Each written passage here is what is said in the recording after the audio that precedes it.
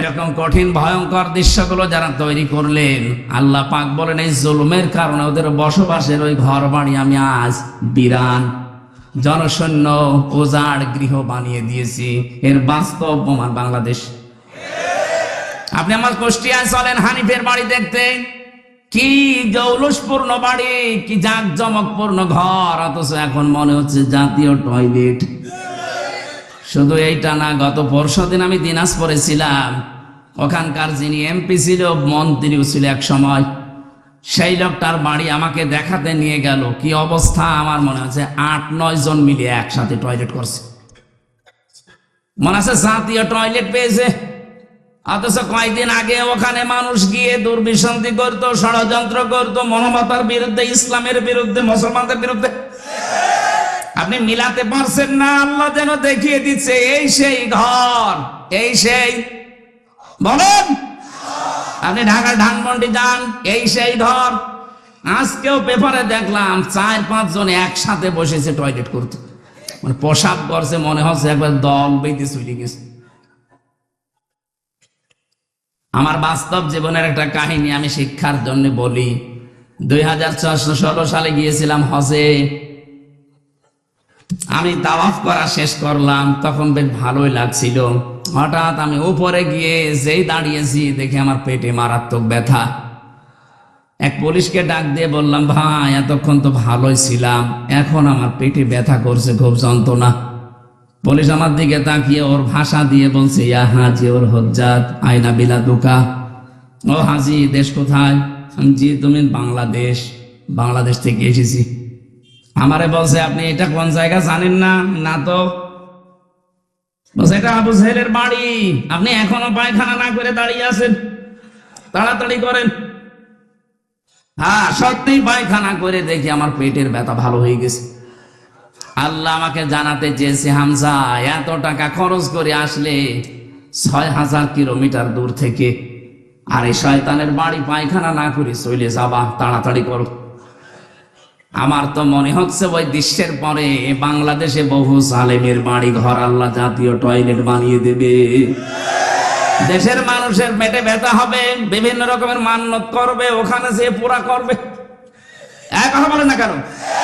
এখান থেকে আগামী প্রজন্ম যারা যারা যেন শিক্ষা নেয়, এই জন্য আগে তিলকার আগে ফা দিয়েছেন, এটা ব্যাখ্যা। আল্লাহ বলেন শুধু এইটাই না, পরবর্তী যারা পৃথিবীতে জালেম হবে, জুলুম করবে, যেখানে বসে ওই জায়গাটা আল্লাহ অভিশপ্ত করে দেবে। এখানে আগামী যারা ক্ষমতায় বসবেন তারা যেন জালেম হয়ে না যান। আমি আশা করছি কথা বোঝাতে পেরেছি। এরপরও যদি কেউ না বোঝার ভান করেন, এদিকে আসেন, ছড়ি কোদাল দিয়ে বোঝাচ্ছি। আর একটা নিয়ম বাংলাদেশ থেকে দূর করা লাগবে। আজ যারা 150, 200, 250 বরযাত্রী নিয়ে মেয়ের বাড়িতে খেতে যান, এটা ছোট লোকি কারবার, জায়েজ নেই এটা। আপনি অলিমা করবেন, নিজের বিয়ের অলিমা নিজে করবেন, মেয়ের পক্ষের আরো 50, 100, 200 জন, আর আপনার নিজের আত্মীয় আরো 200, 500 লোক নিজের বাড়িতে খাওয়াবেন। কিসের বরযাত্রী যাচ্ছে? বাবার যেটা কুসন্তান ওইটা বরযাত্রী যায়। আপনি কি কুসন্তান? আজকে নিয়ত করেন জীবনে আর কারো বরযাত্রী যাবো না, বিয়ে হয় হোক না হয় না হোক। বিয়ে করলে দরকার হয় বাবাকে বলবেন যে আমি অনুষ্ঠান করবো আমার বাড়িতে, মেয়ের বাড়ির আরো 50 জন নিয়ে এসে খাওয়াবেন। 18, 20 বছর, 22 বছর এত কষ্ট করে এই মেয়েটা মানুষ করে আপনাকে দিচ্ছে, ওই মেয়েটার কোনো লাভ ওর মেয়ের আর মা আর বাবা পায় না, সব লাভ আপনার। এই কথা বলছেন এখানে। আপনার সন্তান তার ধারণ করা লাগে, আপনার বংশ বৃদ্ধি করা লাগে, খেদমত করা লাগে, সারা জীবন আপনার বাড়ি থাকা লাগে। অথচ মেয়েটা মানুষ করে দিলেও তার কি লাভ আছে? কোনো লাভ নেই। খালি 18, 20 বছর, 22 বছর ওর পেছনে বিনা কারণে শ্রম দিয়েছে আর খরচ করেছে। আমি বারবার এটা বলছি কারণ আমার 3টা মেয়ে, কোনো ছেলে নেই। আমার তো বাঁচা লাগবে নাকি? না ভাই, এটা মাসলা আপনি মেনে নেন, অন্তত আমাকেও বাঁচান। আমার ছেলে 3টা হলে আমি মাসলা বলতাম না, মনে হয় না। এই নিয়ম বাংলাদেশে যেহেতু আছে, কুমিল্লা জেলা আছে কিনা জানি না, বরযাত্রী যান, এটা পাল্টাবেন। মেয়ের বাড়ি থেকে আরো 100-150 মানুষ নিয়ে আসবেন, নিজের পক্ষ থেকে আরো 150, 300 মানুষ খাওয়াবেন নিজের বাবার টাকা খরচ করে। কিসের বরযাত্রী যাচ্ছেন আপনি? বাংলাদেশে বহু আদমের সন্তান আমরা আছি। এই যুবক মানুষ নামাজের ফরজ কয়টা? 13টা বলতে পারে না, কিন্তু বিয়ে করা ফরজ এটা জানে। এটা জানে না। আল্লাহ রাব্বুল আলামিন বলেন বিয়ে করতে রাজি হও, দেন মোহর কই? দেন মোহর নেই। দেন মোহর নেইতে বিয়ে করার শখ আসে কোত্থেকে? তার মানে আয়াত থেকে বোঝা যায় বিয়ে করার আগে আপনার দেন মোহর জোগাড় করা লাগবে। যদিও বাংলাদেশে এখন সিস্টেম নেই, বাকিতে লিখে রাখেন পরে সময় পেলে দেব। তো বাকিতে লিখে রাখেন পরে সময় পেলে দেব, পরে সময় পেলে বিয়ে করবেন। কথা বলেন না কেন? এখানে হাজারো আল্লাহর ওলি বসে আছে, এখনো পর্যন্ত দেন মোহর দেয়নি। জনম বাকি, পুরা ফাঁকি। মাহফিলের সভাপতি ইঞ্জিনিয়ার সাহেব, কত আপনার দেন মোহর? কত? 1.5 লাখ। আপনি সে আমার বাবার বয়সী, এরপরেও 1.5 লাখ, আর আমি আমার 50,000। না, 1.5 লাখ অনেক বেশি করে ফিটেছে। আলহামদুলিল্লাহ দিয়েছে। হ্যাঁ ঠিক আছে, জমি জায়গা লিখে নিয়ে লিখেছে। অথচ এখানে দেন মোহর বাকি আছে। আমি চেহারা দেখলে টের পাচ্ছি। হাত তোলেন তো কাদের বাকি আছে। দেখে একবার মুসলমানি দিয়ে দেখি দেন মোহর দিতে পারো না। কুমিল্লার বদনাম হয়ে যাবে না? কে আমার এসেলাম বিয়ে দেবে? দেন মোহর বাকি আছে যাদের না, হাসি ঠাট্টার জন্য না, দেওয়া লাগবে। ওয়াতো হুন্না উজুরহুন্না ফারিদা, এটা নামাজ পড়ার মতো ফরজ। হযরত আদম বলেছিলেন আল্লাহ আমার অর্থ নেই, আমি দেন মোহর দেব দিকরে। আল্লাহ তাকে শিখিয়েছিলেন আমার নবী মুহাম্মদ রাসূলুল্লাহর উপরে 10 বার দরুদ শরীফ পড়ো। বিয়েটা হয়ে গেল। জিবরাইল নিজে কাজী হয়ে বিয়ে পড়িয়েছেন। বিয়ে শেষ করার পরে এবার আমি এই শব্দটা বলার জন্য আসলাম।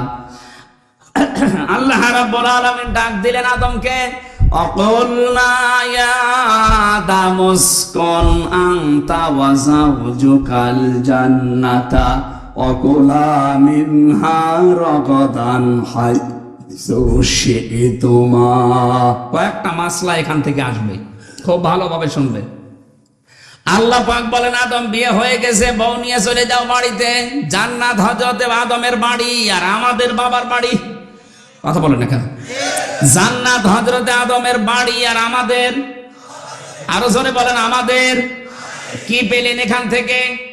বিয়ে করার পরে ওয়াকুলনা ইয়া আদাম উসকুন আনতা, আপনি নিজে, ওয়া যাওজুকাল জান্নাহ, আর আপনার স্ত্রীকে। তার মানে বউ বিয়ে করার পরে ওটা নিয়ে আপনার বাবার বাড়ি যাওয়া লাগবে। অথচ কত মানুষ আরো ঘর জামাই থাকে। আপনার লজ্জা নেই? আপনার বিয়ে করে বউ বাড়ি থেকে নিয়ে যাওয়া লাগবে বাবার বাড়ি, আর আপনি নিজে সহ থেকে যাচ্ছেন ঘর জামাই। না, এই সিস্টেম পাল্টান, এটা ছোট লোকি কারবার। বউ নিয়ে বাবার বাড়ি যাবে, যেই শেষ নেই। আল্লাহ শিক্ষা দিয়েছেন এখানে 3টা।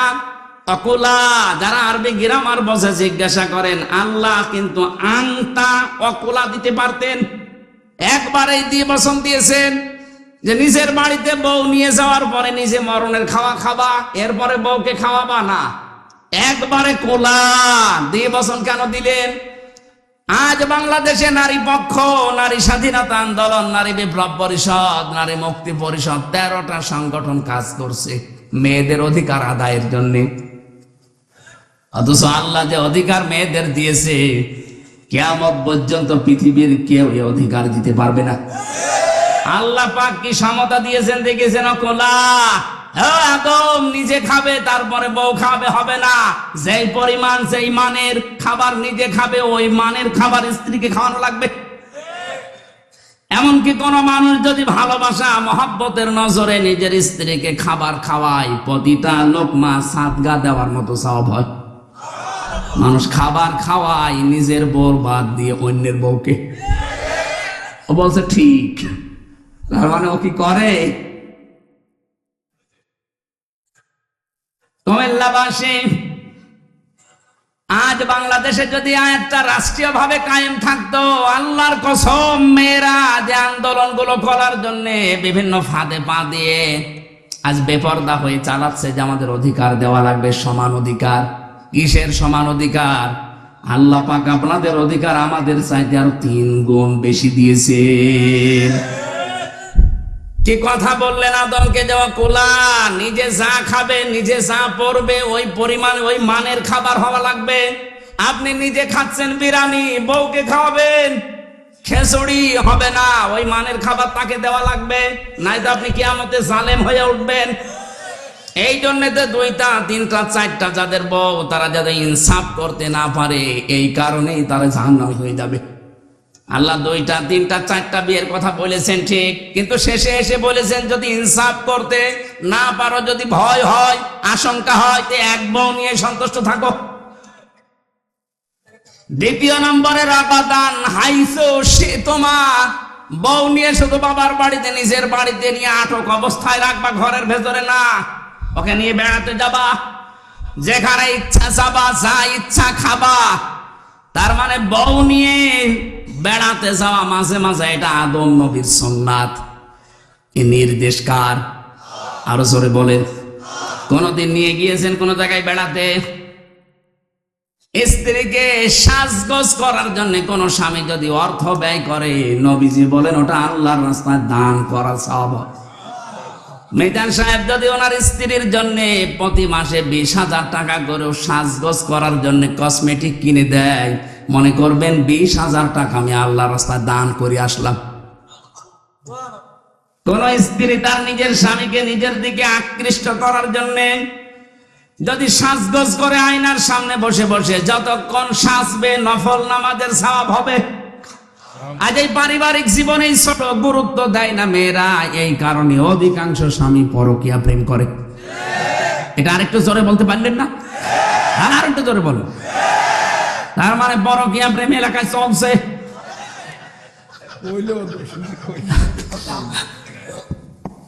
না, সম্মানিত মা বোন, আমি দেখলাম হাজারো মেয়েরা আপনার এই ছোটখাটো একটু ব্যবহারের কারণে হাজারো স্বামী আজ অন্য জায়গায় লাইন করতে বাধ্য হচ্ছে। অথচ নেককার মহিলার যে গুণাগুণ, তার 1ম নাম্বারে গুণ হবে ইদা নাজারা ইলাইহা সাররাতুহু। স্বামী যখন আপনার দিকে তাকাবে, যেভাবেই হোক স্বামীকে আপনি আনন্দ দেবেন। সাজগোজ করে হোক, কথাবার্তা দিয়ে হোক, ব্যবহার আচার দিয়ে হোক, দরকার হয় কাঁতো কুতো দেবেন, কি অসুবিধা নেই। তাকে আনন্দ দেওয়া লাগবে, সে যেন বাইরে থেকে এসে তার ক্লান্ত শরীর অর্ধেক অন্তত ভালো হয়ে যায়।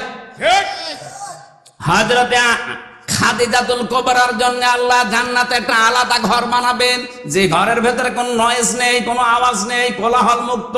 কেন?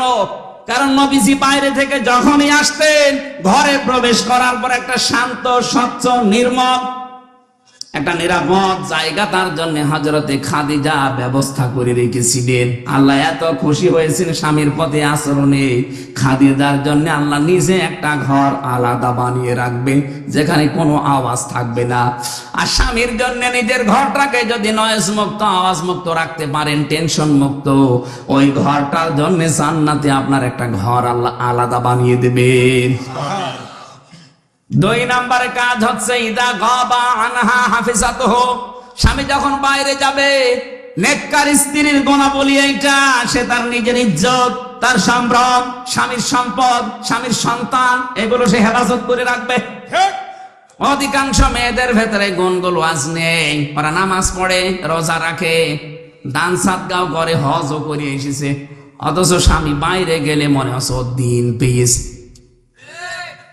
এমন এমন মানুষকে মোবাইলে কথা বলে, অথচ মেয়েরা মোবাইলে কথা বলবে কোন ফোর্সে, কোন আওয়াজে, সে আওয়াজ পর্যন্ত আল্লাহ কোরআনে দিয়েছেন। সূরা আহজাব 22 নাম্বার পারা 1ম নাম্বার পৃষ্ঠা 3 নাম্বার লাইনের 32 নাম্বার আয়াত। এটা তাফসিরে খাজানের ভেতরে আছে। আল্লাহ পাক বলেন, ইয়া নিসান নবী লাস্তুন্না কা আহাদিম মিনান নিসাই ইনিত্তাকাইতুন্না ফালা তাখদানা বিল কওলি ফায়াতমাআল্লাযী ফী কলবিহি মারাদুন ওয়া কুলনা কাওলাম মা'রুফা। তাফসিরে খাজেন বাড়ি দিয়ে যদি দেখেন সূরা আহজাবের 32 নম্বর আয়াত, এখানে কয়েকটা তথ্য আছে। আল্লাহ বলেন, হে নবীর স্ত্রীরা, যদিও নবীর স্ত্রীরা উম্মতের জন্য মা, উম্মতের জন্য কি? মায়ের প্রতি কেউ যত খারাপ ছেলে হোক খারাপ ধারণা করে, বলেন বলেন, অথচ আল্লাহ সেই মায়ের নাম দিয়ে বললেন, হে নবীর স্ত্রীরা, যদি কারোর সাথে কথা বলতে হয় পর্দার আড়াল থেকে, হেজাবের বাইরে থেকে। এখন আর পর্দার আড়ালে হেজাবের বাইরে না, এখন হচ্ছে মোবাইল, ফোন, ফ্যাক্স। এই কথা বলেন। এখন যদি আপনি মোবাইলে কারোর সাথে কথা বলতে চান, কথা বলবেন সত্য কথা, মিথ্যা কথা বলা যাবে না। অথচ আজ মোবাইলটা হয়ে গেছে মিথ্যা কথা বলার যন্ত্র। আছে কুমিল্লায়, বলছে আমি ঢাকায় আছি, নাকি এরকম নেই? আল্লাহ বলেন, মেয়েরা যদি কথাও বলো কারোর সাথে, কথা বলবা সত্য, মিথ্যা কথা বলবা না, কিন্তু ভাষা হবে রুক্ষ সূক্ষ্ম। এমন গরম মেজাজে কথা বলবা, ওই পারে যে আছে ও যেন মনে করে আল্লাহ মেয়ে না, আজরাইল। কথা বলে না কেন? এখানে শুধু 14 জন পুরুষ মানুষের নাম আছে। এই 14 জন পুরুষ বাদ দিয়ে দুনিয়ার যে কেউ মহিলাদের সেটে যদি কল আসে, ওই 14 জনের ভেতরে আপনার আপন বাবা, ওই যে ধর্ম বাবা পাতিয়েছে, ওই বাবা বাদ দেন। আপন বাবা, আপন ছেলে, আপন ভাই, বোনের ছেলে, আপন বোনের ছেলে, আপন বোনের মেয়ে, না আপন বোনের ছেলে, আপন ভাইয়ের ছেলে, এরকম 14 জনের তালিকা আছে তাফসিরে, সূরা নিসার 21 নম্বর আয়াত। এই 14 জন বাদ দিয়ে যদি কাবার ইমাম আব্দুর রহমান সুদাইসিও কল দেয়, আপনি কথা বলবেন সঠিক সত্য, কিন্তু ভাষা হবে রুক্ষ সূক্ষ্ম। এমন গরমে কথা বলবেন, মানুষের ভেতরে যদি শয়তান ধোকাও কিছু দেয়, ও যেন শয়তান আগে পালিয়ে যায়। আর যদি শাবনূরের কণ্ঠে দিয়ে মোলায়েম গলায় কথা বলতে আরম্ভ করেন, 1 দিন 2 দিন 5 দিন 2-3 মাস পরে দেখবেন আপনাকে নিয়ে আল্লাহর রাস্তায় চলে গেছে। আল্লাহ পাক বলেন, আদম সন্তান, তোমার এই স্ত্রীকে নিয়ে ঘুরতে যাবা, যেখানে ইচ্ছা যাবা, যা ইচ্ছা খাবা, কিন্তু সাবধান, ওয়ালা তাকরাবা হাযিহিশ শাজারাতা ফাতাকুনা মিনাজ জালিমিন। ওই গাছটার নিকটে যাবা না। এই গাছ আমরা অনেকেই মনে করি এটা গন্ধম গাছ। কি গাছ? না, শুধু গন্ধম গাছ হলে আল্লাহ কোরআনে আয়াত নাযিল করে আমাদের দিতেন না। আল্লাহ বলেন, ওই গাছটার নিকটে, মানে ওটা নিষিদ্ধ জায়গা আমি আল্লাহর জন্য। এরকম নিষিদ্ধ জায়গা এই পৃথিবীতে কোরআনে কারীম 500 জায়গার নাম দিয়েছে। এরকম 500টা আল্লাহর নিষিদ্ধ বর্ডার আছে, এগুলো যেন সীমা লঙ্ঘন করবা না। যদি করো জালেম হয়ে যাবা। হযরত আদম আলাইহিস সালাম যে জায়গায় গিয়েছিলেন, ওই জায়গায় যাওয়া তার জন্য নিষিদ্ধ ছিল। এ নিষেধ করেছিলেন কে? আরো জোরে বলেন। আপনার বউ নিয়ে ঘুরতে যাবেন, মেয়ে নিয়ে যাবেন, কিন্তু এমন অনুষ্ঠানে যাওয়া যাবে না যেখানে গেলে নিজেরও পর্দা থাকে না, বউরও পর্দা থাকে না। এরকম বিয়ে অনুষ্ঠান দেশে নেই? এক কথা বলেন। শিশু মেলা যাবেন না যেখানে শিশু নেই, শুধু শিশুর খালারা আর মামারা। এরকম শিশু মেলা নেই দেশে? ওখানে গেলে অ্যাক্সিডেন্ট হবে। এই জন্য ওয়ালা তাকরাবা হাযিহিশ শাজারা, ওইটার একটা গাছ। আদম নবীকে দিয়ে আল্লাহ এটা জানিয়েছেন, আমার বর্ডার দুনিয়াতে এরকম পুরা কোরআনে আল্লাহ 500 বর্ডার দিয়েছেন। সুতরাং বর্ডার যারা ক্রস করে, সীমা লঙ্ঘন যারা করে, তাদের জন্য যে দরজা, ওটার নাম জাহান্নাম। নাম কি? জাহান্নাম। আরো জোরে বলেন। 2 নাম্বারটা বড় কঠিন জায়গা। আল্লাহ বলেন, জাহান্নামে গেলে মা বা ওদের আশ্রয়স্থল হবে ওইটা, লাবিসিনা ফিহা হাকাবা। ওই মানুষগুলো চিরস্থায়ী ভাবে থাকবে ওখানে। আজ বাংলাদেশে অনেকে কি প্রচার করেছে আমি জানি না, অনেকে মনে করেন যে আমি জাহান্নামে যাবো 2-5 দিন, 1 বছর 5 বছর পরে বের হয়ে চলে আসবো। কি আর শাস্তি হবে, যা হয় হোক। বের হওয়ার সময় তো আবার হাউজে কাউসার থেকে গোসল করে আবার আগের হামজা হয়ে যাব। আপনি কি এটা দুনিয়ার জেলখানা পেয়েছেন নাকি? আমি 3 বছর আগে 64 কেজি হয়ে ঢুকেছিলাম। 3 বছর পরে আমার 10 কেজি ওজন কমে গেছে। তাও তো ভালোই ছিলাম। আর জাহান্নামের ভেতরে আল্লাহ বর্ণনা দিয়েছেন, কাল্লা ইন্নাহা লাযা নাযাআতাল লিশাওয়া কখনোই না। তোদেরকে আমি লাজা দিয়ে প্রবেশ করাবো, এটা আবার আরেকটা দরজার নাম। এই লাজা যাদেরকে দেব, সঙ্গে সঙ্গে প্রবেশ করলে চামড়া আগেই খসে যাবে। কি ভয়ঙ্কর জায়গা দেখেছেন? এই দরজা দিয়ে প্রবেশ করতে দেরি, চামড়া খসতে দেরি হবে না। জাহান্নামের লাজা নামে যে দরজা আল্লাহ বানিয়েছেন, এই লাজায় আল্লাহ তাদেরকে প্রবেশ করাবেন। এখানে শাস্তি হচ্ছে ঢুকলে আগে চামড়া খসে যায়। আমি তো 3 বছরে 10 কেজি কমে গেছে। আমি বের হওয়ার সময় 54 কেজি ছিলাম, প্রবেশ করার সময় 64 কেজি ছিলাম। 3 বছরে আমার খাওয়া দাওয়া দেওয়ার পরও 10 কেজি কমে গেছে। আর জাহান্নামে লাজায় দেওয়ার সঙ্গে সঙ্গে মানুষের চামড়া আগে খসে যাবে। আল্লাহ পাক বলেন এখানে ডাকবে কাদেরকে জানো? কারা এ দরজা দিয়ে প্রবেশ করবে? তাদউ মান আদবারা ওয়া তাওয়াল্লা ওয়া জামাআ ফাআওয়া। পৃথিবীর ময়দানে যাদেরকে সত্যের দিকে আহ্বান করা হয়, কিন্তু তারা উল্টো মুখ ফিরিয়ে চলে যায়। আর বাংলাদেশে এই প্রকার মানুষ বেশি। সত্যের দিকে আহ্বান করা হচ্ছে আল্লাহর কোরআন দিয়ে, নবীর হাদিস দিয়ে। আমি তো মন মতো কথা বলছি না, সবই দলিল দিয়ে বলছি। এগুলো শোনার পরেও যারা এবার টান করে মুখ ফিরিয়ে চলে যায়, হ্যাঁ বাদ দে। এই কথা যারা বলে মানুষগুলো জান্নাতে যাওয়া ওই রকম অসম্ভব, সোসের ছিদ্র দিয়ে উঠ যাওয়া যেরকম অসম্ভব। আমাদের আচরণ চরিত্র যেন এরকম আবার না হয়ে যায়। না বলছে বলুক, ওরকম বইলেই থাকে না। আমি আর কি মারার জন্য বলছি না। তাদের ডাক দেওয়া হবে তাদেরকে, মান আদবারা ওয়া তাওয়াল্লা, যে ব্যক্তি মুখ ফিরিয়ে নেয় আর উল্টো দিকে চলে যায়। আজ বাংলাদেশে এই অভ্যাসটা আমাদের অধিকাংশের হয়ে গেছে। না যে যত কোরআনের কথা এদেশে বলা হচ্ছে, এদেশ তো জান্নাত হয়ে যাওয়ার কথা। বিশ্বের কয়েকটা দেশ আমি কিছুদিন আগেও তো ঘুরে আসলাম। এই যে সিঙ্গাপুরে, মালয়েশিয়াতে এত কড়াকড়ি। সিঙ্গাপুরে কথা বলতে গেলে আমাদের দেশের মতো ওখানে 14 জায়গায় অনুমতি নেওয়া লাগবে। আমি এক জায়গায় কথা বলেছিলাম, অনুমতি নেওয়া ছিল না। এজন্য যারা আয়োজন করেছিল ওরাও বিপদে পড়ে গিয়েছিল, আমাদের দেশের মতো।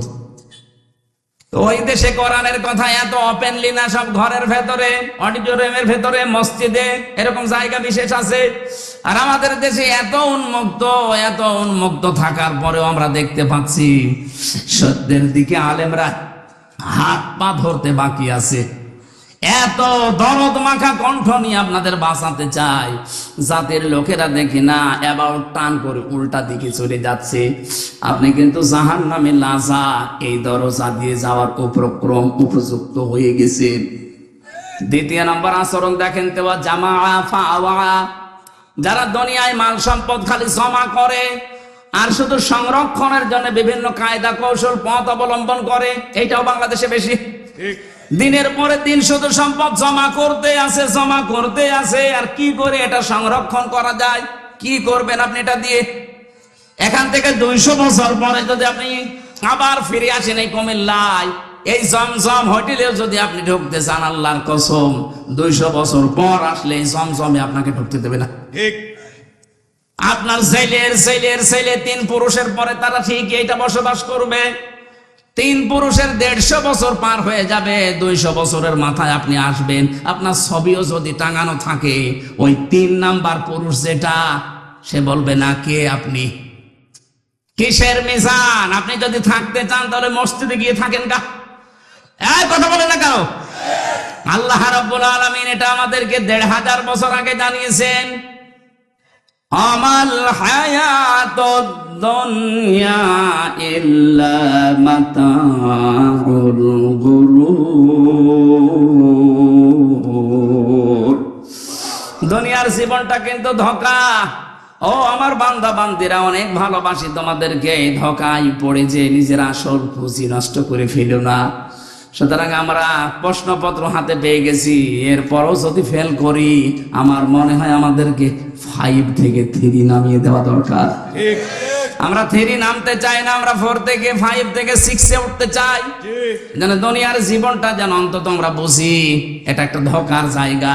সে যেই বলেন, আপনার মা বাবাও ধোঁকা, ছেলে মেয়েও ধোঁকা। স্বার্থ ছাড়া এই পৃথিবীতে কোন মানুষকে ভালোবাসে আমি পাইনি। এই জন্য ধোকায় পড়ে যেন আমার আসল পুঁজি আমি নষ্ট করে না ফেলি, যাই করব আমার আখেরাতের পুঁজি যেন ঠিক থাকে। কথা বলে না কেন? আজ হারাম উপায় করেছেন যারা, একটা হারামকে আল্লাহ স্থায়িত্ব দেয়নি। কোরআনে কারিমে আল্লাহ জানিয়েছেন ইয়ামহাকুল্লাহুর রিবা ওয়া ইউরবিস সাদাকাত। পৃথিবীতে যারা হারাম ইনকাম করবে, সুদ দিয়ে, মানুষকে ধোঁকা দিয়ে বোকা বানিয়ে যারা উপায় করে, এগুলো আমি আল্লাহ ধ্বংস করি। এর বাস্তব প্রমাণ এই দরবেশ কত কোটি কোটি টাকা আত্মসাৎ করেছে আপনি দেখেন, 36,000 কোটি টাকা। কোথায় এখন আজ শুয়ে আছে? আমাদের মতো জেলখানায়, পার্টিতে শুয়ে আছে। বাস্তবতা এইটাই। কি হয়েছে এখন? যদি সে মারা যায়, বলেন তো, বাংলাদেশে 1 নাম্বার ধনের তালিকায় তার নাম ছিল। কি হলো এগুলো দিয়ে? পোড়াটাই আল্লাহ ধ্বংস করে ফেলেছে। আগস্টের 5 তারিখে দেখেছেন কত গাড়ি, 5 কোটি 8 কোটি 12 কোটি টাকার গাড়ি রাস্তায় পড়ে আছে, মালিক নেই। হারাম ইনকাম করলে আল্লাহ স্থায়িত্ব দেয় না, ওটা আল্লাহ ধ্বংস করে দেয়। কিন্তু বৈধ জিনিসের কোনো ক্ষয় নেই, যতটুকুই হোক আল্লাহ পাক নিজে বলেন আমি এটা বৃদ্ধি করতে থাকি। প্রত্যেকটা জায়গায় যেন হারাম থেকে বেশি হালাল ইনকামের দিকে যতটুকু সম্পদ রেখে যান যেন জায়েজ থাকে। আপনি একেবারে পাহাড় পরিমাণ তৈরি করে গেলেন, যদি ওটা সংরক্ষণের লাইন রাস্তা সব ক্লিয়ার করেও রেখে যান, 200 বছর তালিকা দিয়েছিলাম, 200 বছরও লাগবে না, 100 বছর পরে আসলেও আপনাকে আপনার নিজের ঘরে আর উঠতে দেবে না। আল্লাহ এই জীবন সম্পর্কে ভালোভাবে অনুধাবন করার তৌফিক আমাদেরকে দাও, বলেন আমিন। 2024-এর 5 আগস্টের আগ পর্যন্ত আমরা আই জাহিলিয়াত দেখি নাই, কিন্তু আমি জাহিলিয়াত দেখেছি। এটা আমাদের বুকের উপরে যে পাথর চাপা দিয়ে রেখেছিল, হযরতে বেলাল হযরতে খাব্বাবকে যেভাবে অত্যাচার করেছিল, হয়তো এভাবে না হলেও ইনডাইরেক্ট এদেশের 18 কোটি মানুষ ঠিক বুকের উপরে একটা পাথর নিয়ে আমরা বসবাস করতাম। আল্লাহ যেন পাথরটা নিজের হাতে সরিয়ে দিয়েছেন। কোরআনে কারিমে সূরা নমলের 50 নম্বর আয়াতে আল্লাহ জানিয়েছেন, হে নবী, ওরা ষড়যন্ত্র করেছিল, এমন ষড়যন্ত্র করেছে, সূরা ইব্রাহিমের তাফসিরে পেয়েছি, পাহাড় পর্যন্ত টলে যাওয়ার উপক্রম হয়েছিল। মাকার না, আমি আল্লাহ নিজেও একটা কৌশল করলাম। তাহলে ষড়যন্ত্র করে কাফেরেরা আর কৌশল করে আল্লাহ। শব্দ দুইটাই মাকার না, মাকরন এটাই মাজদার, কিন্তু বাংলা অর্থ করার সময় আকাশ পাতাল পাল্টিয়ে গেছে। কাফের বেঈমানদের বেলায় এই শব্দটার বাংলা অর্থ দাঁড়াবে ষড়যন্ত্র, দুর্বিসন্ধি, আর আল্লাহর ক্ষেত্রে এই শব্দটার অর্থ দাঁড়াবে কৌশল। অমাকারু অমাকার আল্লাহ আল্লাহু খায়রুল মাকিরিন। আল্লাহ বলেন ওরা ষড়যন্ত্র করেছে আর আমি আল্লাহ কৌশল করেছি, আমি সবচাইতে উত্তম কৌশলী। বাস্তবে দেখেন 15.5 বছরে যত ষড়যন্ত্র ওরা করেছিল, সবগুলোর মোকাবেলা আমাদের যা ইমানে সম্ভব না। আল্লাহ পাক মনে হচ্ছে নিজের কুদরতি হাতে এই কৌশল অবলম্বন করে সবগুলো দূর করে দিয়েছেন। হুয়া জিতাবাকুম ওমা জাআলা আলাইকুম ফিদ্দীন মিন হারাজ। তিনি সেই আল্লাহ যিনি তোমাদেরকে নির্বাচিত করেন। কুমিল্লাবাসী নির্বাচিত করা হয় যে পদ্ধতিতে, ওর নাম নির্বাচন। কথা বলেন না কেন? আজ বিশ্বের বিভিন্ন মোড়লদের কাছে ধর্ণা দিচ্ছে যারা পালিয়ে গেছে, 2 বোন একসাথে। ওনারা এখন বলতে চাচ্ছে যে আমরা নির্বাচিত ছিলাম, আমাদেরকে উৎখাত করা হয়েছে। এটা ডাহা মিথ্যা কথা। আপনি নির্বাচিত ছিলেন এই 15 বছরে, শয়তানও বিশ্বাস করে না। এমনকি যদি কেউ ঘোড়াকে জিজ্ঞাসা করে, ঘোড়াও হাসবে যে একটা কথা বলবে। আমি কথা বলতে পারি না, কিন্তু আমি তো হাসতে পারি। যে কথা শুনলাম এ তো আমিও না হেসে পারি না। ঘোড়া দাঁত বের করে হাসবে না? এত বড় ডাহা মিথ্যা কথা একটা হাসি মানুষ বলেন কি করি? হাসিদের বদনাম হয়ে যাচ্ছে। এই জন্য আশা করছে আমরা যেহেতু হাজি, আমাদের গায়েও লাগে কেউ মিথ্যা বললে। মানুষ গালি দেয়, শালার পাঁচি, কথা বলে না কেন? এই জন্য আমরা আশা করব অন্তত আপনারা দুই বোন একসাথে পালিয়েছেন, একটু আল্লাহ বিল্লাহ করেন, কথা বলে না কেন? মিথ্যা কথা, মিথ্যা তথ্য মানুষকে দিয়ে আর বিভ্রান্ত করবেন না পৃথিবীর মানুষকে। সারা দুনিয়া জানে যে 15.5 বছরে কোনো নির্বাচন হয়নি। এই মিথ্যা কথা মানুষকে বলে কি আপনি লাভ করতে পারবেন? হ্যাঁ, ষড়যন্ত্র করছেন, এর মোকাবেলায় আল্লাহ বলেন আমি নিজে কৌশল করি। ও মাকার না, একালিপ টান আছে জমা মোতাকাল্লিম, এটা হামজার দায়িত্ব না, কৌশল করা দায়িত্ব কার? যেহেতু আল্লাহ আমাদেরকে নির্বাচিত করেছেন লক্ষ লক্ষ নবীর উম্মতদের মাঝখান থেকে উম্মতি মুহাম্মদ হিসাবে, আর আমাদের উপরে যত বিপদ আপদ মুসিবত আসবে, ষড়যন্ত্র আসবে, ওমা জাআলা আলাইকুম ফিদ্দীনি মিন হারাজ, দিনের উপরে চলতে থাকবেন। যত ষড়যন্ত্র আসবে, বিপদ আপদ আসবে, আল্লাহ বলেন আমি নিজে এখানে কর্তা, নিজে দায়িত্ব নিয়ে ওগুলো সব সরিয়ে দেব। আপনি লক্ষ্য করে দেখেন 15.5 বছরে জুলুম অত্যাচারের স্টিম রোলার যেভাবে চলেছে, 1500 বছর আগের কথা জানি না, কিন্তু 15.5 বছর দেখলে মনে হচ্ছে আমরা আগে আর সে আমি জাহিলিয়াতের যুগে ফিরে গিয়েছিলাম। এই কঠিন পরিস্থিতি মোকাবেলা করা শুধু আমাদের দ্বারা হয়নি, আল্লাহ নিজে এই বিপদ আপদ সরিয়ে দিয়েছেন। সর্বশেষ সরিয়েছেন 2024 সালের 5 আগস্টে। কথা বলেন না কেন? কেন সরালেন? আল্লাহ রাব্বুল আলামিন বলেন ফালাম্মা নাসু মা যুকিরু বিহি ফাতাহনা আলাইহিম আবওয়াবা কুল্লি শাই। সূরা নামের 44 নম্বর আয়াতে আছে, পৃথিবীর মানুষ যখন আমি আল্লাহর আদেশ নিষেধ ভুলে যায়, তখন তাদের বরকতের যা দরজা, শান্তির দরজা, ওগুলো আমি আল্লাহ খুলে দেই। লাফাতাহানা, একটা দরজার কথা না, আবওয়াব বহু বচন দিয়েছেন, বাবের বহু বচন। ওদের আনন্দের যত দরজা আছে, সুখের যত দরজা আছে, আমি আল্লাহ নিজে খুলে দেই। কোন সময়? যখন তারা আমার আদেশ ভুলে যায়। আমার ভাইরা, 6 সালের এই পরে 7 সালে ডিসেম্বর মাসে সিরাজগঞ্জ থেকে একবার অনুষ্ঠান করে বাড়ি যাচ্ছিলাম। তখন বাসে আসতাম, বাসের পেছনে ড্রাইভারের পেছনে বসে আছি, গাড়ি যাচ্ছে, হঠাৎ দেখলাম রাস্তার মাঝে একটা কুকুর মরে পড়ে আছে।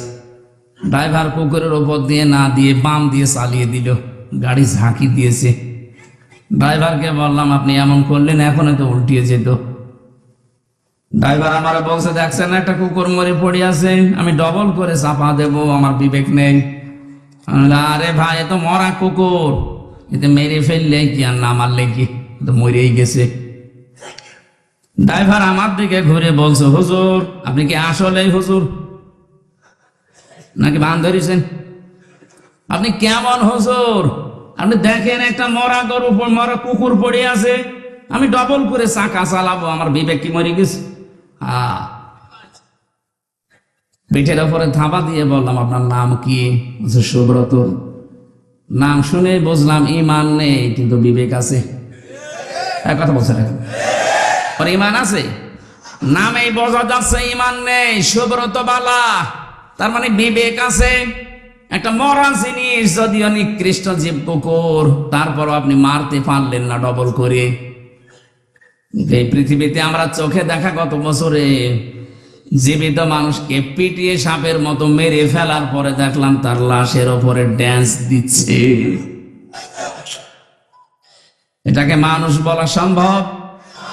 এদের কাজ নিষিদ্ধ করা হচ্ছে এমনিতে না, আমি নাম ধরেই বলছি। ছাত্রলীগ নিষিদ্ধ করার মতো 100 কারণ আমি বলতে পারবো এখন, কিন্তু এদের বৈধতা দেওয়ার মতো একটা কারণ নেই। আপনি যাদের বৈধতা দেবেন কোন কারণে একটা দেখান।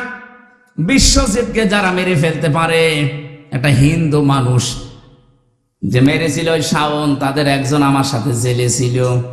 বলছে ভাই এমন কপ দিলাম, আমারে বারবার বলছিল যে কিসের শিবির, আমি হিন্দু মানুষ। আমি আপনাদের মতো হাফ হাতা না, আমি ফুল হাতা, তারপরেও ছাড়ি নাই। কথা বুঝতেছেন? আমি ওই দিন ওই শব্দটা শুনেছিলাম যে আমরা মুসলমানরা হাফ হাতা আর ওরা ফুল হাতা। একটা একটা করে আপনি জাহাঙ্গীরনগর বিশ্ববিদ্যালয়ের দিকে তাকান, 100 মেয়ের ইজ্জত সম্ভ্রম নষ্ট করার পর ওরা মিষ্টি বিলোচন করেছে যে আমরা সেঞ্চুরি করলাম। 100টা কারণ আমার এই মোবাইলে আছে যে 100টা কারণে ওদের নিষিদ্ধ করা যায়, কিন্তু বৈধতা দেওয়ার জন্য আমি একটাও পাইনি। আপনি তো বলেন তো যে এই কারণে বৈধতা দেওয়া যায়, বলেন তো কি করেছে? এত যা করেছে সবে অবৈধ কাজ। আমার যেটা শিক্ষা দেওয়ার বিষয় ছিল, একটা মানুষ 6 সালের এই ঘটনা যিনি ঘটিয়েছেন, যার নেতৃত্বে সারা দেশ থেকে লোকে বইটা নিয়ে মানুষ গিয়েছে, হুকুমের আসামি হিসাবে তো তার নাম থাকা দরকার। কারণ আমরা এই কুমিল্লা থেকে তো ঢাকায় যেতে চাইনি, আপনার কথা মতোই আমি গেছি। মনে করলাম 6 সালের পরে আল্লাহ মনে হয় সব উল্টিয়ে দেবে, না 2 বছর পরে দেখি না, আল্লাহ নিজেই পাল্টিয়ে তাদের হাতে ক্ষমতা দিয়ে দিল, সে যেভাবেই হোক। মনে করলাম 5 বছর গেল যাক, ও আল্লাহ 14 সালে 9 সালে দেখি 14 সালে আবার আল্লাহ তাদেরকে দিয়েছে, 18 সালে দেখলাম আল্লাহ তাদেরকে দিয়েছে, 24 সালেও দেখলাম আল্লাহ তাদেরকে দিল। কোরআনের এই আয়াতের দিকে তাকিয়ে মনে করলাম আল্লাহ মনে হয় এই আয়াতে যা বলেছে ঠিক না। ও আল্লাহ কয়দিন পরে দেখি আল্লাহ তার এই আয়াতের বাস্তবতা একেবারে অক্ষরে অক্ষরে দেখিয়েছে। হাত্তা ইযা ফারিহু বিমা উতু,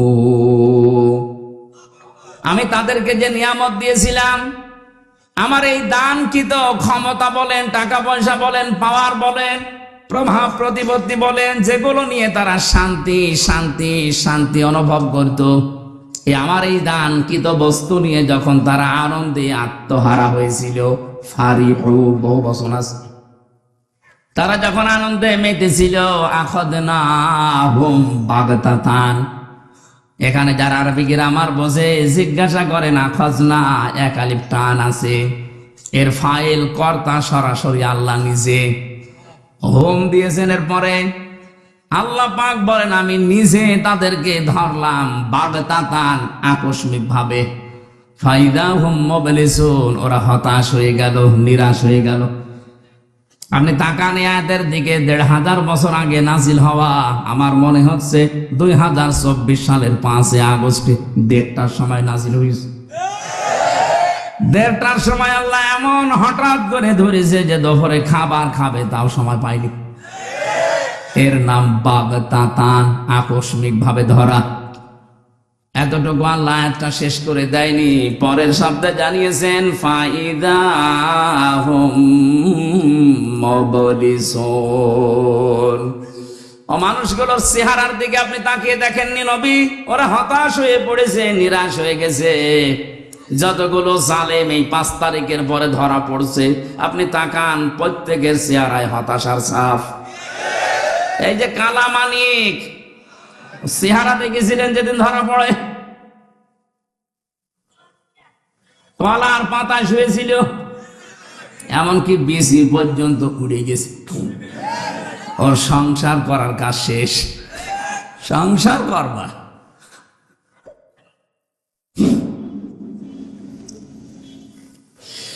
আয়াতের পরের শব্দটা আমার কাছে খুব আশ্চর্য মনে হচ্ছে, ফাকুতিআ দাবিরুল কওমিল্লাযীনা যালামু। আল্লাহ পাক বলেন আমি নিজে জালেমদের শিকড় কেটে দিয়েছি। সুতরাং জালেম যারা, তাদের শিকড় কেটে দিয়েছে সরাসরি কে? এই জন্য জালেমদের কথা শুনে উদ্বুদ্ধ হয়ে এখন যদি দেশে কেউ বিশৃঙ্খলা তৈরি করে, নিজের কপালে নিজে আগুন লাগাচ্ছেন।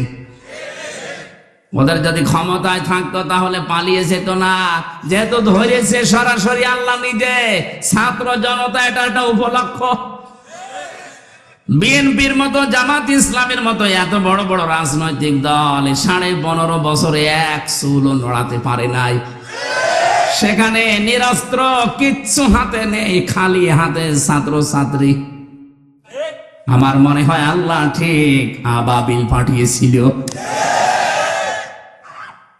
এই শব্দটা তারই প্রমাণ, মাকার না। আমি নিজে একটা কৌশল করলাম। আল্লাহ পাক পরের শব্দ দিয়েছেন মাকারাও ওয়া হুম লা ইয়াশউরুন। এমন কৌশল করেছি যে যারা টেরও পায়নি। কোনদিন ভাবে না যে ছাত্র এই নিরস্ত, এদের মাধ্যমে আমাদের পালিয়ে যাওয়া লাগবে, কোনদিন ভাবে না। আল্লাহ রাব্বুল আলামিন পরের আয়াতে জানিয়েছেন ফানজুর, নজর করে দেখো, কাইফা কানা আকিবাতু মাকরিহিম, দুনিয়ায় যারা ষড়যন্ত্র করেছিল তাদের পরিণাম আমি কি করেছি আপনি তাকান। আন্না দাম্মারনাহুম ওয়া কওমাহুম আজমাইন। আল্লাহ পাক শুধু আন্না দিতে পারতেন, আন্না একালি টান দিয়ে জানিয়েছেন অবশ্যই আমি ওদের এবং ওদের জ্ঞাতি গোষ্ঠী যারা ছিল প্রত্যেকের শিকড় আমি আল্লাহ নিজে কেটে দিয়েছি। তাদের প্রত্যেকের শিকড় কাটার দায়িত্ব কার? এখানে শিকড় কেটে দিলে ওইটা আর দাঁড়িয়ে থাকতে পারে না।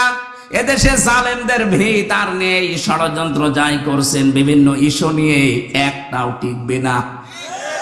যত ষড়যন্ত্র করবেন এদেশের ছাত্র আর জনতা, এরা কিন্তু আরো ইস্পাত শক্ত কঠিন মজবুত হবে। ছোটখাটো যে মনোমালিন্য গুলো আছে আপনাদের, এই ছোটখাটো ষড়যন্ত্রের কারণে আরো বেশি মজবুত হয়ে যাবে। শেষে বলবেন আল্লাহ আগেই তো ভালো ছিল। এই জন্য আমার মনে হয় ষড়যন্ত্রের ফাঁদে পা না দেওয়া। ওরা যখন পালিয়ে গেছে, আমরা চাই ওরা আল্লাহ বিল্লাহ করে দুনিয়া থেকে মুসলমান হয়ে বিদায় নিয়ে চলে যাক। আর আমরা আহ্বান জানাবো, এই দেশ থেকে আমরা যারাই বিদেশে পাঠাই তারা রেমিটেন্স যোদ্ধা, টাকা পয়সা এই দেশে পাঠায়। আপনারা দুই বোন একটা টাকাও পাঠাননি, পাঠিয়েছে একটা টাকাও দেয়নি। কি করছেন আপনারা ওখানে?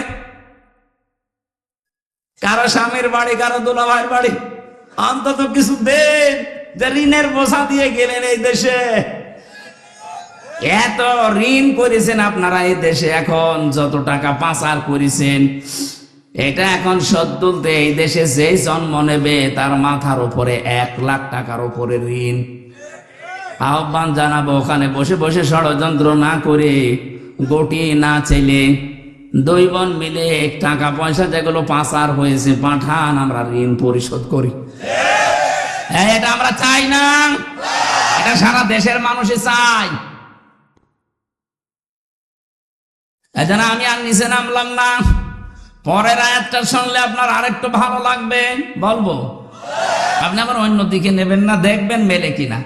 আল্লাহ পাক বলেন ফাতিলকা বুয়ুতুহুম খাবিয়াতাম বিমা যালামু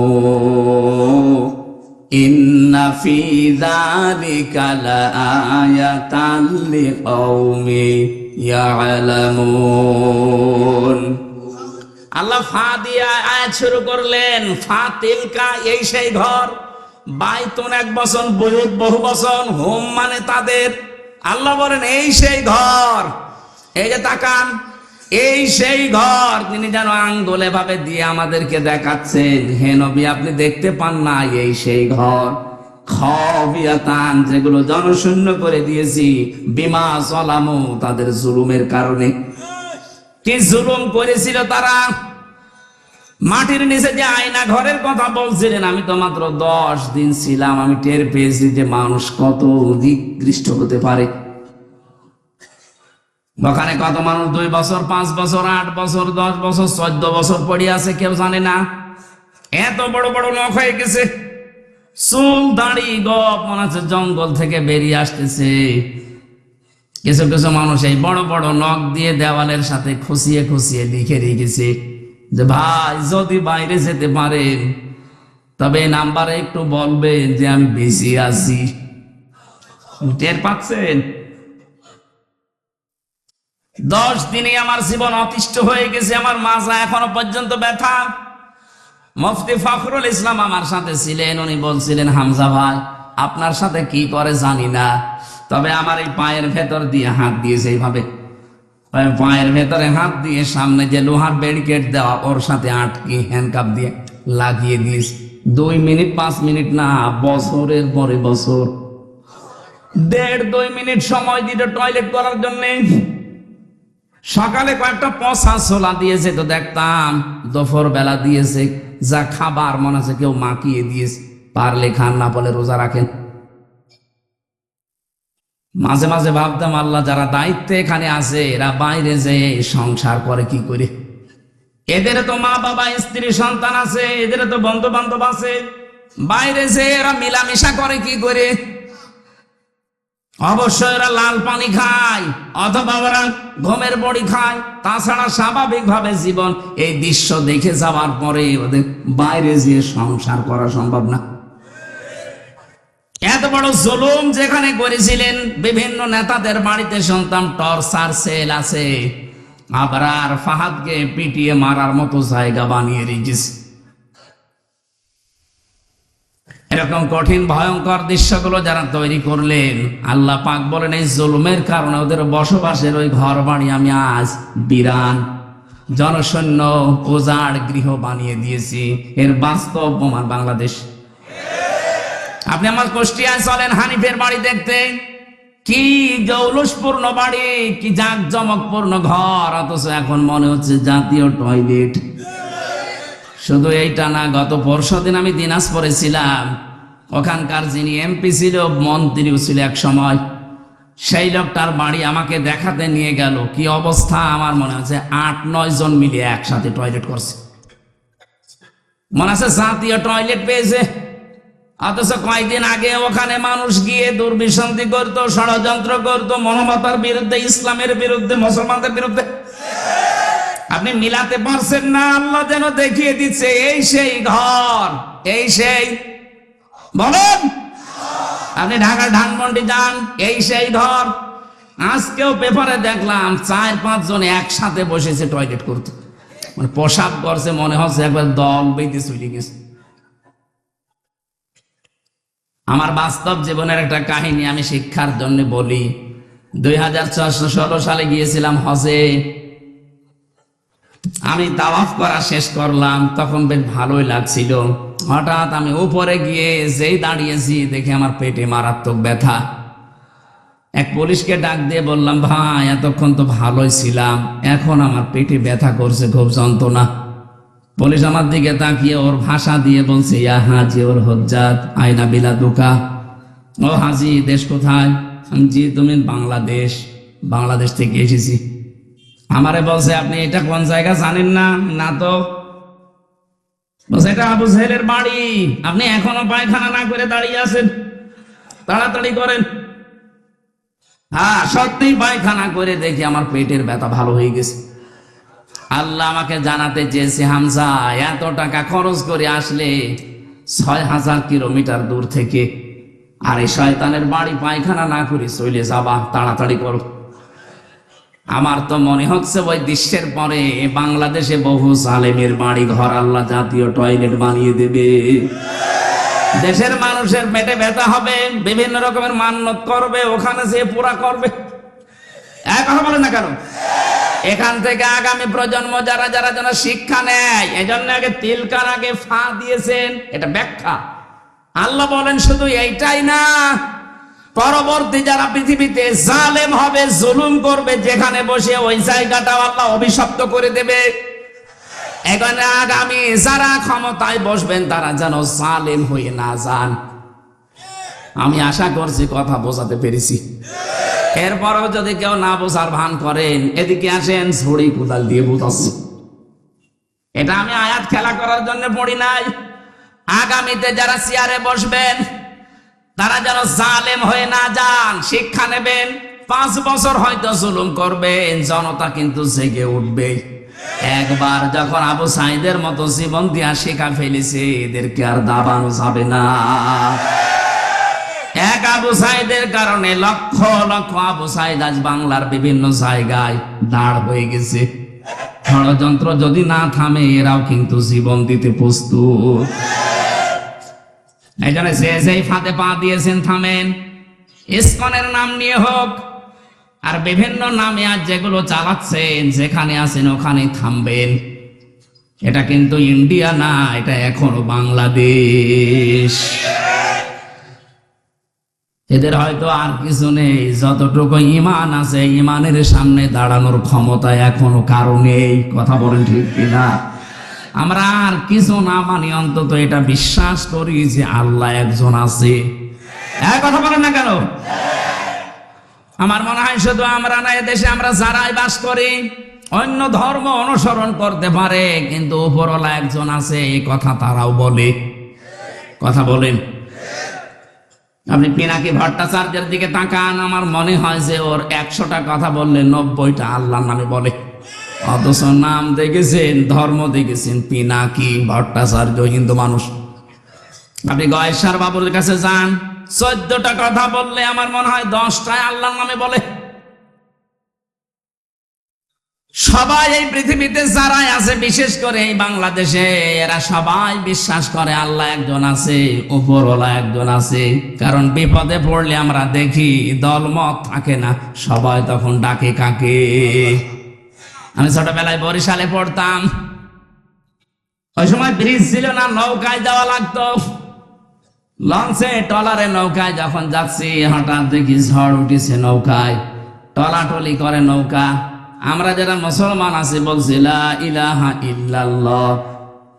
একজন দাদা হিন্দু আর দাদি দুইজন মিলে আমাদের সাথে পড়ছে লা ইলাহা ইল্লাল্লাহ। কি গো, চেহারা দেখে মনে হয় অন্য ধর্মের। এই যে এখানে কি দেওয়া থাকে, তিলক। ডাক দিয়ে বললাম, দাদা মুসলমান হয়েছেন কবে? হইনি। কালেমা পড়লেন?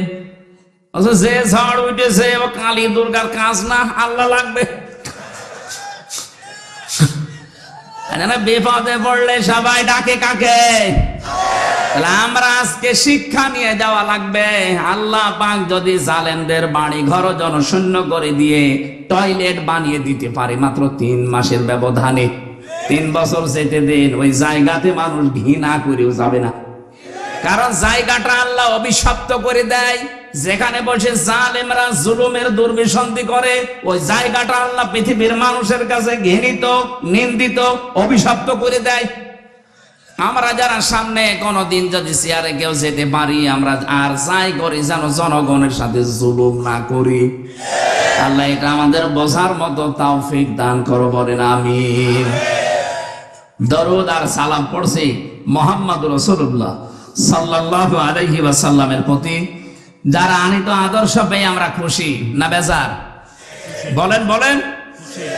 এই জামানায় যদি হযরতে মুসা আলাইহিস সালাম আসতেন, হযরতে ঈসা নবী পর্যন্ত আসতেন, আর তারা যদি আমাদের নবী মুহাম্মদ রাসূলুল্লাহকে না মানতেন, বিশ্ব নবী জানিয়ে গেছেন আমি নবুয়ত পাওয়ার পর থেকে কিয়ামত পর্যন্ত যদি মুসা নবী ঈসা নবীও আসে আর আমার আদর্শ বাদ দিয়ে নতুন কিছু মেনে চলে, নবী হওয়ার পরও তারা জাহান্নামী। আপনি এই কথার ওজন টের পাচ্ছেন? এত বড় নবী, আল্লাহর সাথে যিনি কথা বলতেন কালিমুল্লাহ, আল্লাহর রূহ বলা হয় হযরতে ঈসা রূহুল্লাহ। এই সমস্ত নবী এখন যদি আসতেন আর মুহাম্মদ রাসূলুল্লাহর আদর্শ বাদ দিয়ে যদি অন্য কাউকে মেনে চলতেন, তারা পর্যন্ত জাহান্নামী হয়ে যেতেন। তা আপনি যাকে মেনে চলেন, যার আদর্শ মতো চলেন, উনি কি মুহাম্মদ রাসূলুল্লাহর চাইতেও দামি? আমি ইঙ্গিত দিলাম, জ্ঞানী মানুষ আশা করছে আপনি বুঝে ফেলেছেন। এরপরও যদি কেউ না বোঝার ভান করে থাকেন, আপনার এখানে বসে নবী ওয়াজ করলো আপনার কাজ হবে না। এই কোরআন কিন্তু নবীজি আবু জেহেলের সামনেও যেভাবে পড়েছিলেন, আবু বকরের সামনেও ওইভাবেই পড়েছিলেন। আবু জেহেল কোরআন শোনার পরে তার শয়তানি বেড়ে গেছে, আর আবু বকর কোরআন শোনার পরে তার ঈমান যা ছিল আরো বেড়ে গেছে। এখানে যারা বসেছেন, যদি আবু বকরের মতো মন নিয়ে বসে, ঈমান যা আছে মাস্ট বি আরো বাড়বে। যাদাতুহুম ঈমানা, তাদের ঈমান বাড়তেই থাকবে। কিন্তু আবু জেহেলের মতো মন নিয়ে যদি বসে, আমি আমির হামজা না, কাবার ইমাম আব্দুর রহমান সোদাইসি ওয়াজ করলেও আপনার ঈমান বাড়বে না, আপনার শয়তানি বাড়বে। আশা করছি আপনি আবু জেহেলের মতো মন নিয়ে না, আবু বকরের মতো মন নিয়ে বসবেন। এক কথা বলেন না কেন? আমার আজকের আলোচনার বিষয় যে জাহান্নামের আয়াত পড়লাম এমনি পড়ি নাই।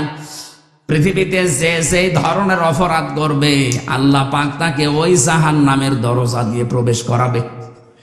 আমি বহুবার এই কুমিল্লাতে এসেছি, বিশেষ করে 3টা বছর তো জালেমের জেলখানায় ছিলাম। এর আগে যতবার এসেছি বহু জায়গায় বলেছিলাম যে জাহান্নাম নিয়ে আমাদের এই দেশে, বিশেষ করে বাংলাদেশ আর ভারত, এই 2টা দেশে একটা ভ্রান্ত তথ্য দেওয়া আছে। আমরা মনে করি জাহান্নাম 7টা আর জান্নাত 8টা। না, জাহান্নামের স্তর বা জান্নাতের স্তর 7টা 8টা হতে পারে, কিন্তু জান্নাত আর জাহান্নাম একটাই। আমি এটা বানিয়ে বলছি না। সূরা নাহাল না হিজর, সূরা হিজরের ভেতরে আছে 14 নম্বর পারার 3 নম্বর পৃষ্ঠা 7 নম্বর লাইনে 43 44 নম্বর আয়াত। আল্লাহ পাক বলেন লাহা সাবাতু আবওয়াব লিকুল্লি বাবিম মিনহুম জুজউম মাকসুম। এই জাহান্নামের দরজা 7টা।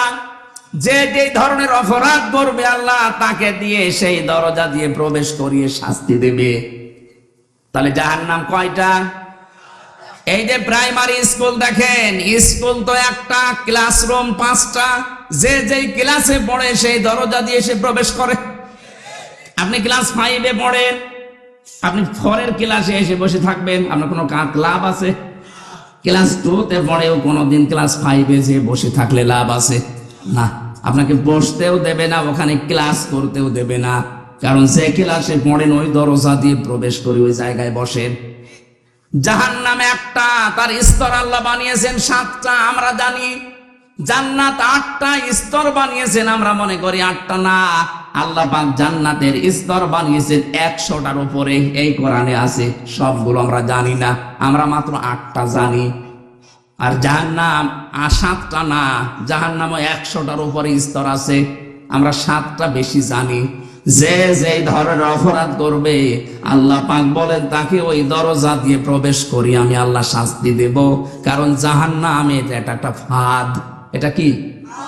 পাখি ধরে মানুষ কি দিয়ে? ফাঁদ দিয়ে। বলেন না কেন? সূরা নাবার 21, 22, 23 এই 3টা আয়াতে ওই তথ্যগুলো আছে। তাফসীরুল কোরআন মাহফিল লিখেছেন, আমরা তাফসীর আকারে কথা বলবো ইনশাআল্লাহ। জবান খুলে এবার পড়েন আউযু বিল্লাহি মিনাশ শাইতানির রাজিম। একটু বাতাস দেন তো 5 মিনিট। বিসমিল্লাহির রহমানির রহিম।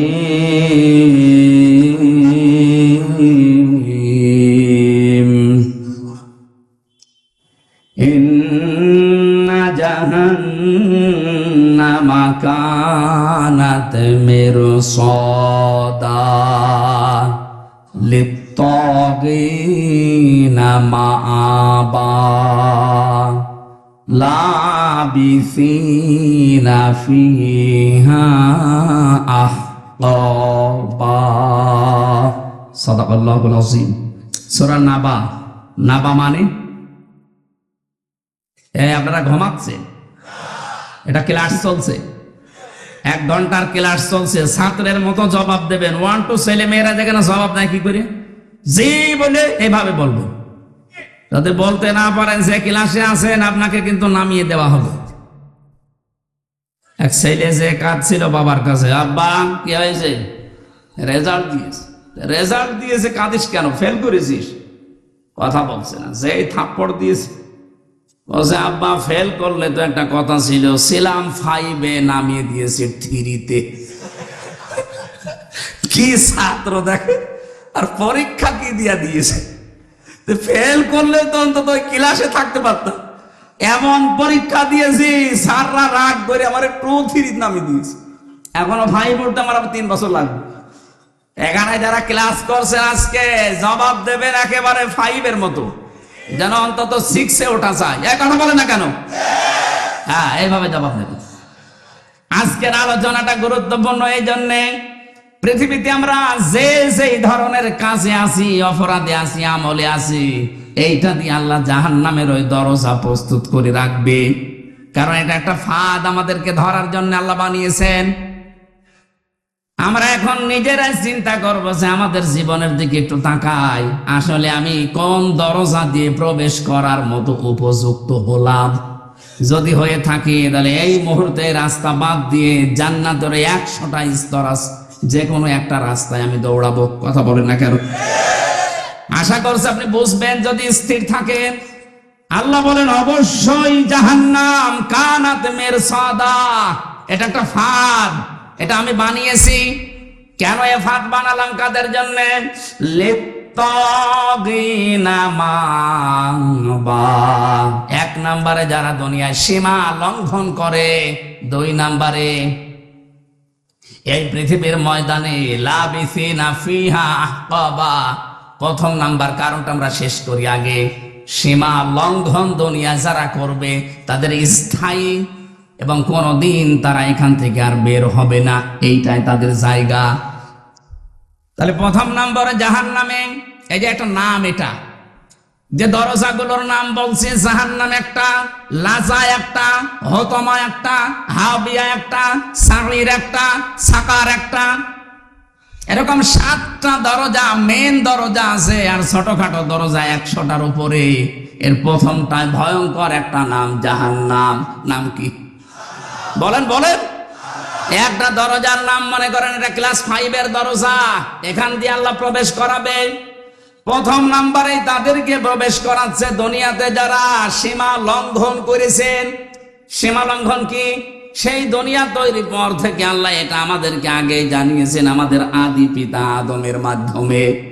হযরতে আদম আলাইহিস সালাম জান্নাতের ভেতরে বেশ আরামে ছিলেন, কিন্তু তার মনের ভেতরে একটা অজানা অশান্তি ঘোরপাক খাচ্ছিল। রব্বুল আলামিন এটা টের পেয়ে তার ঘুমন্ত অবস্থায় বাম পাঁজরের একটা হাড় বের করে একটা সুন্দর মহিলাকে আল্লাহ বানিয়ে রাখলেন, নাম দিলেন হাওয়া। হযরতে হাওয়া এত সুন্দরী ছিল, যেহেতু আল্লাহ নিজে হাতে করে তাকে বানিয়েছেন।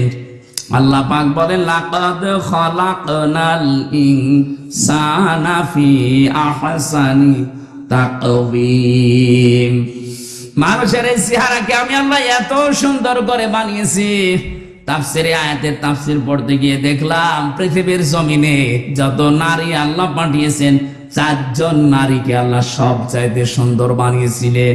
তার 1 নম্বরে হযরতে হাওয়া, 2 নম্বরে ওই যে জুলাইখা, 3 নম্বরে ইব্রাহিম নবীর প্রথম স্ত্রী হযরতে সারা, 4 নম্বরে নবীজির ছোট মেয়ে হযরতে ফাতেমাতুজ জোহরা রাদিয়াল্লাহু তাআলা আনহা। এত সুন্দর করে আল্লাহ তাদেরকে বানিয়েছিলেন, কিয়ামত পর্যন্ত এত সুন্দরী মানুষ আর দুনিয়ায় আসবে না। আমরা ঐশ্বরিয়াকে দেখে অনেক অজ্ঞান হয়ে যায়। হযরতে আদমের স্ত্রী হাওয়া আলাইহিস সালাম, আমাদের আদি মাতা, তাকে দেখলে আপনি না খেয়ে থাকতেন। এজন্য আমাদের আদি পিতা হযরতে আদম ঘুম ভাঙার পরেই তাকে দেখলেন, তাকালেন, ধরতে গেলেন। এটা বিপরীত লিঙ্গের প্রতি একটা আকর্ষণ। এক কথা বলেন, বিপরীত লিঙ্গের প্রতি এটা কি?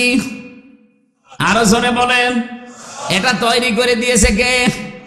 যায়্যানা লিন-নাসি হুব্বুশ শাহাওয়াতি মিনান নিসা, মানুষের কাছে আকর্ষণীয় করে দিয়েছি 9টা জিনিস, তার 1 নম্বরে স্ত্রী, মেয়ে, লোক। এই জন্য আমরা সাবধান। অনেকে বলছে যেটা করছে করুক গা, আপনি বেঁচে থাকেন না, হবে না। 2 তলা নৌকা চলছে, উপর তলায় আমরা আছি বড় বড় হুজুর নিয়ে, নিচ তলায় আছে ইনারা। বারবার উপর তলায় পানি নিয়ে আসতে যায়। আমরা যদি বলি ঝামেলা করেন কেন, নিচে পানি নেই, ওরা বলে যে ঠিক আছে, তোমার উপরে আর ডিস্টার্বে আসবো না। নিচে তক্তা একটা খুলে নিয়েছে, উপরে আমরা যদি এই দৃশ্য দেখে বলি ঠিক আছে, যে যা করছে করুক গা, লা ইলাহা ইল্লাল্লাহ। ওরা যেমন নিজেরা ডুববে, আমাদেরকেও ডুবাবে। এখন এই পানি থেকে যদি বাঁচতে চান, এই কাজ যারা করছে, তক্তা যারা খুলে ফেলছেন, অবশ্যই উপরে যারা আমরা আছি, লা ইলাহা ইল্লাল্লাহ এখন বাদ দিয়ে তাড়াতাড়ি করে ওদের নিষেধ করা লাগবে। যদি নিষেধ শুনতে না চাই, পিটানো লাগবে। পিটিয়েও কাজ না হলে বেঁধে রাখা লাগবে, বেঁধে রেখেও কাজ না হলে মেরে ফেলা লাগবে। কথা বলছেন এখানে? কারণ আমাদের তো বাঁচা লাগবে নাকি? আপনি সকামিতে আরম্ভ করে শুধু নিজেরা মরবেন না, আল্লাহ রাগ করে যদি গজব দেয় আমরাও মরবো। এই কারণে আমার বাঁচতে হবে আগে। এটা বারবার আমরা আহ্বান জানাই, প্রতিবাদ জানাই, কষ্ট হয় আমাদের, এরপরেও আমরা প্রতিবাদ জানাচ্ছি। আপনি অপরাধ করে নিজে মরবেন না, আমারে নিয়ে মরাবেন। কথা বলেন ঠিক কিনা? আমরা আমাদের নিজেদের বাঁচার তাকিদে হলেও এই প্রতিবাদ করছি। হযরত আদম আলাইহিস সালাম যখন ধরতে গেছেন, আল্লাহ বলে তাকানো যাবে না, ধরাও যাবে না। হযরত আদম আলাইহিস সালাম বলেছিলেন, আল্লাহ তাকানো যাবে, ধরা যাবে, কোন বুদ্ধি আছে ওইটা বলেন। আল্লাহ পাক বলেন বুদ্ধি একটা আছে, বিয়ে করা লাগবে। হযরত আদম বলছে, আল্লাহ আমি আগেই রাজি। আগে রাজি মানে يا نفس إن لم تظفري